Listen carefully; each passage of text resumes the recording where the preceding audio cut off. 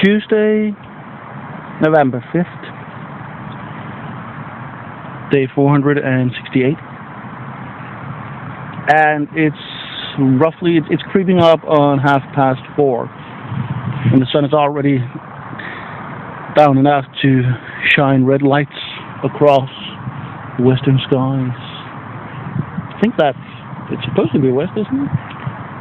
Because no, I turned my inner map upside down, so that is west here. I reversed it in my head and had made it east, and I got confused. But yeah, sunset's in the west. I knew that, and I suppose that hasn't changed. It's just my memory of the map of my neighborhood. But yeah, I'm out in the nearby park. It's not really a park, it's more like a strip of green with benches. That's how things typically are in Denmark, not like specifically set parks like this area is a park. It's more like there's some green around here, let's make it nice to be in.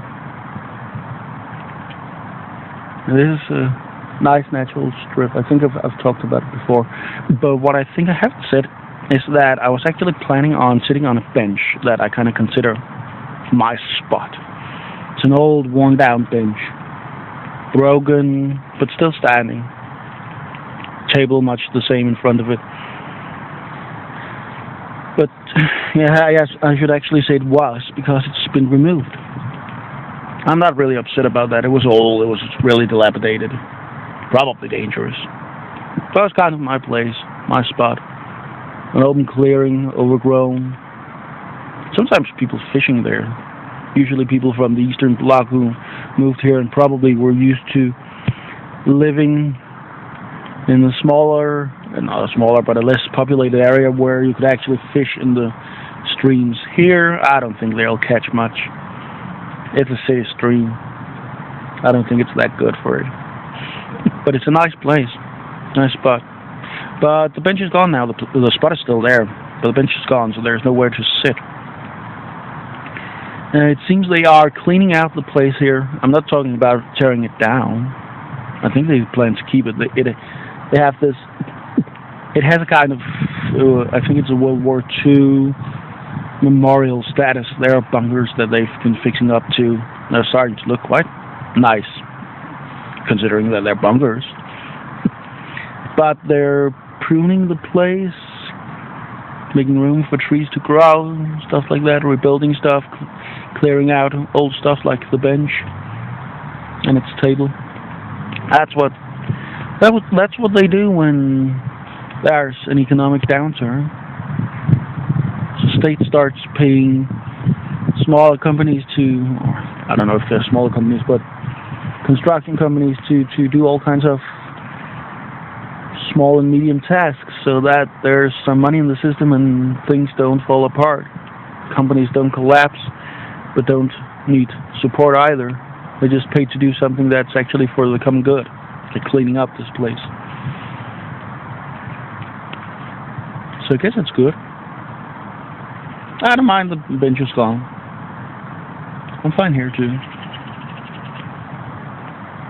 But it's kind of really visible that it's happening right now. The trees, there are about a third as many trees as I remember, I think. But anyway, some other video work I'm dabbling with, and that I'll probably spend much of the day trying to get in order, is, well, let's take it from the beginning, shall we?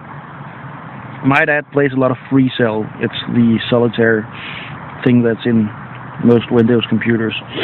And a long time ago, I showed him that he could use a function to know the number of the game. They have numbers each setup of the game, each shuffle of the cards. I showed him so he could use it and try the same game again later, because you couldn't save your progress back then. I think you can now. But he kind of reacted differently to it. He saw there were numbers. That meant that there was structure. And then he started doing game number 1. And when he finished that, game number 2. then number 3. And over the years, he's just continued up through them. And whenever he finds a game that he has problem solving, like real problem solving, he's pretty good at them. But if he finds a game that he has real problem solving, he offers me a challenge. Can you do this, Henry? And I tend to say yes, because I like the challenge. I like doing the free tale too, but it gets boring in the long run. I usually do them when I see him doing one and I feel the urges myself. But sorry, just eating a nut. But then he challenges me. He challenged me late yesterday with one, number 37,700. Straight out, 00 at the end. And yes, he has gotten that far over the years. Over 30,000 solved. There was one that couldn't be solved, but we found out that it actually was impossible to solve. It's actually across the internet. I think 19,182 or something. But I got this challenge. The thing is, I have to prove to him that I've solved it. And usually I take screenshots with the computer. I'm not sitting there with a camera or anything. But I click a button and it takes a screenshot. And I show him my progress. But I'm going to do it with video, or I'm going to try and do it with video this time. Because I have a program I got a long time ago to record video with. I recorded Minecraft videos back then. It was the big rage. But my computer couldn't really keep up. It couldn't do this right kind of quality. But now I got a new computer for that. So I got the old one. Still using that to program. Great computer. Just cannot record. Doesn't have the, or cannot record well. Doesn't have the processing power.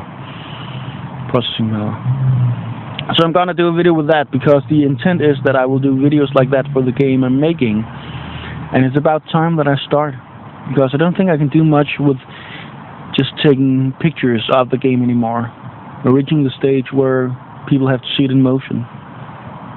So that's basically the plan. I'll also work on the game, of course. Can't have a day where I don't do that. But yeah, trying out new types of video. But on the subject of video, I think I have to end this one because I'd like to have some light for the last 4 languages. So, this is it for now.